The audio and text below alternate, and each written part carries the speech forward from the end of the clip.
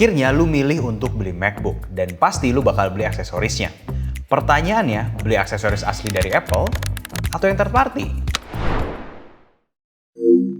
Welcome back di Intersect Media. Hari ini gue bakal bahas berbagai aksesoris Mac, dari mouse, keyboard, trackpad, charger, dan juga kabel. Dari yang asli sampai juga of course yang third party. Ada timestamp-nya juga ada di bawah, bonus juga beberapa hal buat sebagai pelengkap aja. Lu udah beli Mac pertama lu, sekarang lagi lihat aksesoris-aksesoris buat MacBook lu atau juga buat setup kerja lu. Berhubung gue juga kerjanya mix di rumah dan di luar, gue kalau belanja pasti cari yang bisa dibawa keluar juga. Hal pertama yang pasti dicari sama pemilik laptop baru biasanya itu mouse. Jujur, ini no-brainer sih. Gue bener-bener nggak suka sama not so magic mouse-nya Apple. Kayak, oke, ini terlihat cakep, gampang dibawa, bisa touch sensitif juga. Tapi gue pakai ini tuh pegel gitu loh. Terus nge-charge-nya juga harus begini kan. Ya nggak bisa dipakai kan. Kayak, why Apple, why?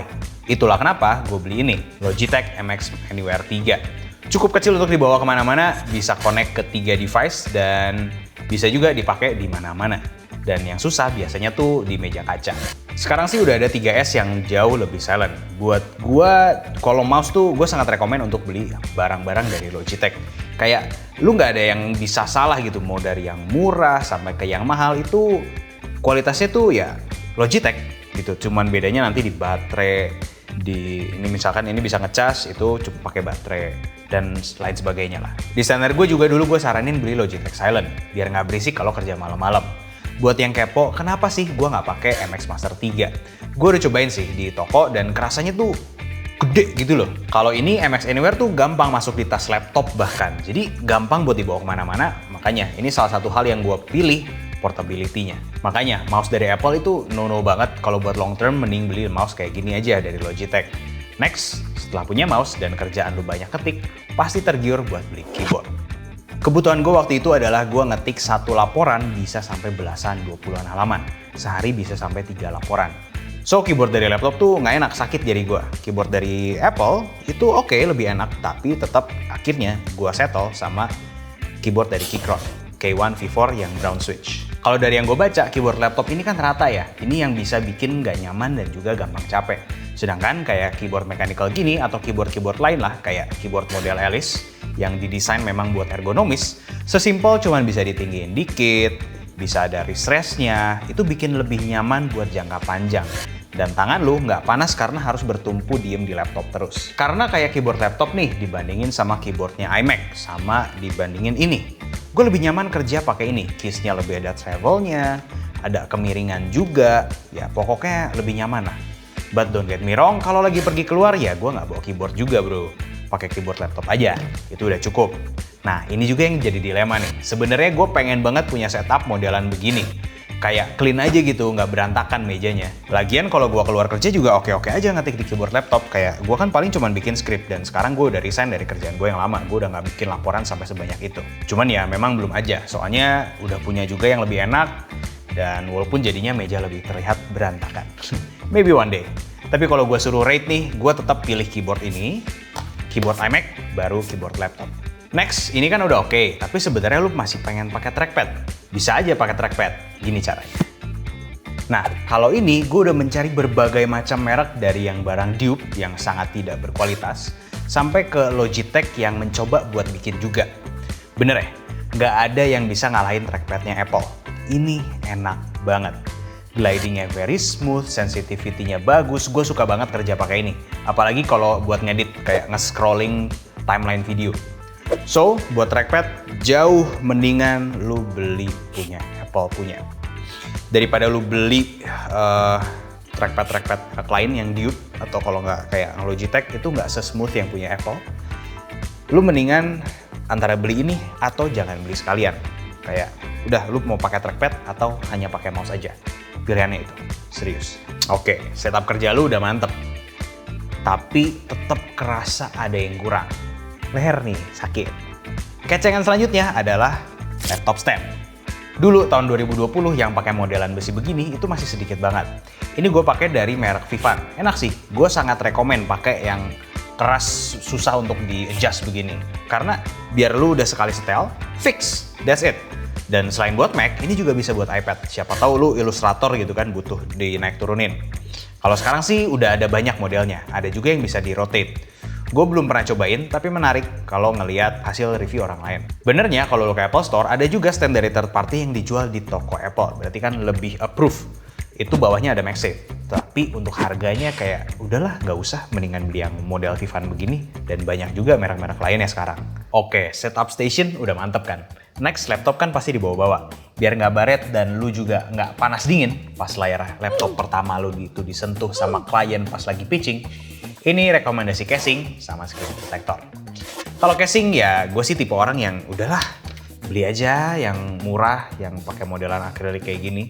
Ini juga gue cukup beli 200 ribuan dan kepake-pakai aja tuh sampai sekarang udah 4 tahun. Tapi kalau lu mau merasakan full experience si laptop lu ya, biasanya orang-orang itu bakal pakai pouch atau sleeve gitu. Dan barangnya ada di mana? Yang modelannya kayak begini. Tapi lu pastiin ketika beli, lu beli yang ada paddingnya. Jadi jangan beli yang modelan kayak kain flanel yang cuma dijahit jadi bentuk laptop sleeve gitu. Itu sama aja, nggak ada faedahnya. Nah, kalau screen protector, gue ada 2 tipe POV nih. 1, MacBook sekarang itu sebenarnya layarnya sudah cukup tahan baret. Jadi udahlah, kayak nggak usah pakai screen protector. Karena pas masang awalnya, itu high risk bos. Kenapa? Nah ini yang kedua. Waktu masang ini, lu tahu kan, kalau screen protector tuh pasti ada film depan sama belakangnya, bener nggak? Satu yang ada lemnya, satu yang nggak ada. Setelah gua tempel dan gua cabut yang bagian depannya, itu ada kelihatan cacat di layarnya. Masang screen protector segede gini kan bukan hal yang gampang, lumayan susah lah. Memang plusnya kayak sekarang, kayak klien mau nunjuk-nunjuk, mau ketok-ketok, ya udahlah nanti tinggal gua lap aja. Minusnya ya bayangin, itu kemarin kalau sampai retak layarnya atau yang next-nya tuh masih ada cacat, masih gagal si screen protectornya, gue sih waktu itu udah mikir udah deh gue nyerah aja, gue terima aja dengan screen protector yang rusak daripada laptopnya layarnya yang rusak. Dan lagian dari Apple-nya juga nggak ada screen protector kan.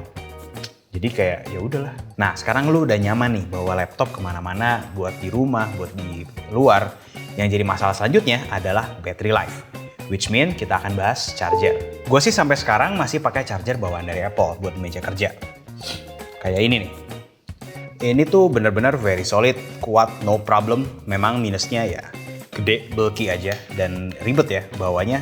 Segede gini, cuma 1 colokan. Makanya, gue juga punya charger dari third party. Dari Baseus sama dari Vention. Tapi ini dari Baseus gue punya 3 device, 2 lagi udah jeprut. Jadi tinggal ini 1. Lumayan kurang rekomen ya. Ada juga dari Aoki, itu gue beli dan dipakai sama bokap gue. Udah gitu udah nggak balik lagi. Dan yang terakhir gue coba beli ini yang dari Vention. Ini mantap sih, jadi sekalian bisa jadi international charger gitu. Karena ada segala macam colokan kan. Beberapa brand juga udah keluarin juga, soalnya basically ini barang pabrik yang tinggal ganti cap mereknya aja. Ada 20 watt, 65 watt, 120 watt, lu perhatiin aja pas mau beli. Ini gue yang 65 watt, jadi bisa juga buat ngecharge si MacBook. Kalau buat charger, intinya yang asli gue pakai buat di stationery, di meja setup gue. Yang third party kayak gini, gue pakai buat jalan-jalan. Charger Apple yang 2 colokan gimana bang? Sudahlah, beli yang model begini aja, kayak dari Vention gini. Gue lebih puas sih, wattnya lebih gede, portnya lebih banyak, dan juga sekalian bisa jadi international charger juga kan. So this is a better choice untuk value-nya yang mirip-mirip. Yang Apple 50-an dolar, ini 600-an ribu. Lanjut, temennya si charger, kabel charger. Gue pernah bikin video ngebahas kabel MFI. Lu tahu, gue sangat memilih kabel asli dari Apple, atau at least MFI, buat kabel charger Lightning. Nah, kalau USB-C ini, gue udah pernah cobain beberapa kabel dari Baseus, no problem. Dari Usams juga no problem. Bahkan gue pakai kabel yang modelan magnetik kayak begini. Jadi gampang. Kalau stationary setup, gue tinggal ngecas aja begini. Nice. Dan selama ini, nggak pernah ada masalah, walaupun pakai non-MFI cable. Gue udah pakai 3-4 tahun dan nggak pernah sampai panas. Makanya gue ambil kesimpulan demikian. Tapi tetap belinya jangan yang asal. Ibaratnya gini, cobalah, lu udah beli laptop mahal-mahal, sayangilah beli kabel juga yang at least misalnya kuat. Ini bisa kuat sampai 100 watt. lu beli yang 60 watt, 100 watt, itu kan lebih oke lah. Jangan yang ini loh.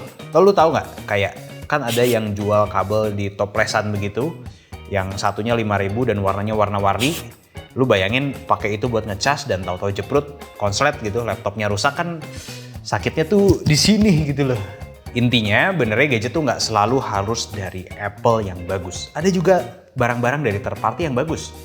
Contohnya kayak dari Logitech yang fokus di mouse-nya bagus. Keychron yang keyboardnya lebih enakan daripada punya Apple. Dan gue juga punya contoh barang Apple. Ini kabel braided dari Apple yang gue sih lumayan kecewa ya sama kualitas mereka. Kayak ini udah rusak nih, udah ada jarak begini. Ya mungkin mereka biarin kualitasnya seperti ini atau gimana, gue juga nggak tahu. Cuman kan kalau buat orang yang gatel gitu, pengen barangnya bagus, pasti bakal beli lagi. Jadi kan cuan buat mereka, bener gak?